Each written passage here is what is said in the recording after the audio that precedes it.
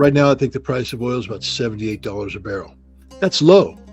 The break-even point for Saudi Arabia is in about $85. That's what they need to balance their budget. So Saudi Arabia right now is basically living off of their savings in order to do the United States and the world a favor during a political season where we didn't want gas prices to go up too much. But and the other thing is the break-even point for Russian oil is about $41 a barrel. That's what it costs to produce. Russia needs oil up around $70 to balance their budget, maybe $75 to balance their budget.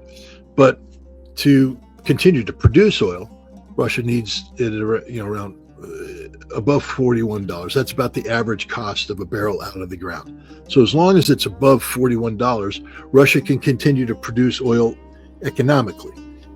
They aren't going to sell enough or make enough to balance their budget, but they can continue to produce oil. Saudi Arabia, the cost per barrel is around $10. So that you can bring that price down as much as you want. Saudi Arabia is still going to be able to produce oil. But here's the problem. The United States. Since 2020, all of America's oil growth comes from the Permian Basin of West Texas. All of our new wells are there. The break-even point for an existing Permian Basin well is around $33. So if oil's at 45, they can still make some money. But for new wells, all of our new production, new wells, the average break-even point is $66. You drop the price of oil below $50.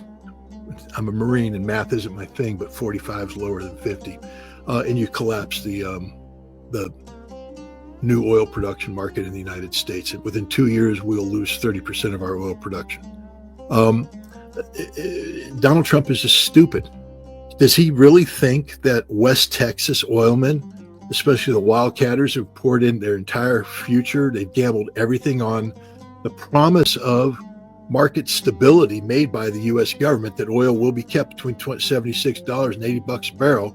So now they can say, okay, we can go ahead and put in these wells and start production, to get our money recouped. He thinks, what, you're going to go in and drop oil? Russia can produce oil forever. Saudi Arabia can produce oil forever.